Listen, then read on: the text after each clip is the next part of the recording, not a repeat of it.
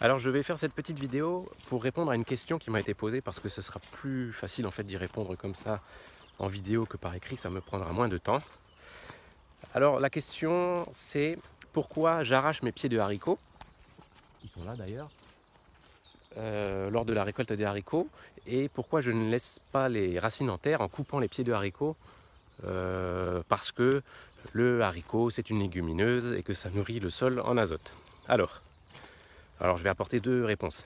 La première réponse, qui ne sera pas satisfaisante mais que je vais quand même donner, c'est qu'on a toujours fait comme ça dans l'histoire de l'humanité. On n'a jamais coupé les pieds de haricots, on a toujours arraché les légumineuses, les lentilles, les haricots, les pois chiches, tout ça, ça s'arrache. Donc c'est pas satisfaisant, mais derrière je vais vous montrer que nos anciens n'étaient pas fous et que en fait ça marche très bien et que justement l'humanité elle a perduré malgré qu'on a arraché toujours les pieds de légumineuses. Allez, avance-toi. Donc ça c'est la première raison. Et puis simplement que ça prendrait beaucoup plus de temps. Il faudrait un sécateur. Il faudrait donc passer beaucoup plus de temps accroupi ou baissé. Enfin ce serait complètement pas possible en fait à cette échelle-là. Et je rappelle que l'agriculture, le but c'est de produire de la calorie plus qu'on en dépense. Souvent au petit potager on oublie ça. Et des fois on voit des gens qui passent plus de temps à dépenser des calories pour entretenir leur jardin que pour produire de la calorie. Donc voilà, donc ça c'était la première réponse, mais c'est pas satisfaisant de dire on a toujours fait comme ça donc on continue. Alors la science moderne et puis la compréhension des choses modernes nous explique que, en effet, les légumineuses ont des petites nodosités sur leurs racines dans lesquelles on trouve des azotobactères qui vont fixer l'azote. Bon attends, j'ai les vaches qui n'avancent pas là, n'est-ce pas? Donc nous avons des nodosités dans lesquelles il y a des bactéries, azotobactères, qui vont, par la symbiose avec la plante, fournir de l'azote prélevé dans l'atmosphère, fournir cet azote à la plante, et la plante en échange fournit des sucres. Donc ça c'est pendant que la plante est vivante, elle est verte. Il ne faut pas voir en fait ces nodosités comme des sacs d'azote que les azotobactères rempliraient d'azote et qui seraient là pour les cultures suivantes. De la même manière, il ne faut pas croire que lorsqu'on plante un pied de haricot à côté d'un pied de maïs, que le haricot va nourrir le maïs en azote. Tout ça, c'est carrément faux, la science le montre. Ce qu'il faut comprendre lorsqu'on cultive une légumineuse, c'est que c'est une plante qui, en effet, se fabrique elle-même à partir de quasiment rien.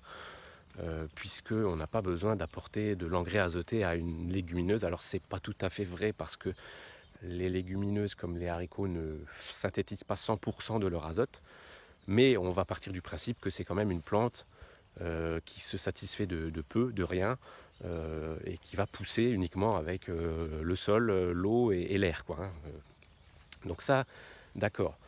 Elle ne va rien fournir aux autres plantes. Ce qu'il faut comprendre, c'est que lorsqu'on intègre une légumineuse dans un système, donc que ce soit par exemple dans une prairie comme ici, avec le trèfle, ou dans un potager avec le haricot, ou sur une exploitation agricole avec par exemple une luzernière en tête de rotation, ce qu'on fait c'est qu'on va intégrer une plante qui fabrique beaucoup avec rien.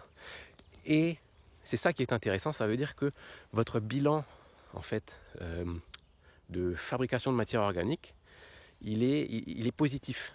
À la fin de l'année, si vous avez beaucoup de légumineuses dans vos rotations, vous avez fabriqué beaucoup plus de matière organique que vous n'en auriez fabriqué avec d'autres plantes non légumineuses comme des céréales à qui vous auriez dû fournir de l'azote. C'est ça qu'il faut comprendre. C'est-à-dire que moi, mes pieds de haricots, je les arrache, mais là, ils vont être broyés intégralement, donc la partie aérienne, la partie souterraine, tout ça va être broyé, va être incorporé sur les 5 premiers centimètres du sol. Et donc, on a amélioré le sol avec de la matière organique qui normalement n'aurait pas dû pousser puisque je n'avais pas mis d'azote dans mon sol. Et dans cette matière organique, il y a de l'azote également. En plus, le sol, par la dégradation de la matière organique, va synthétiser de l'azote. Donc en fait, on a bel et bien un bilan positif en azote grâce à la légumineuse. Et il ne faut absolument pas voir les sacs, les petites nodosités comme des des sacs d'engrais qui fourniraient de l'azote à la culture suivante. Ça, c'est pas comme ça qu'il faut comprendre les légumineuses. C'est simplement que lorsqu'on l'intègre dans un système, ce sont des plantes qui fabriquent plus qu'on ne leur fournit. Voilà. Et donc, on fabrique sur la ferme, on enrichit la ferme en fait, tout simplement, exactement comme ici, avec le pâturage. Je ne fournis jamais d'azote à cette pâture.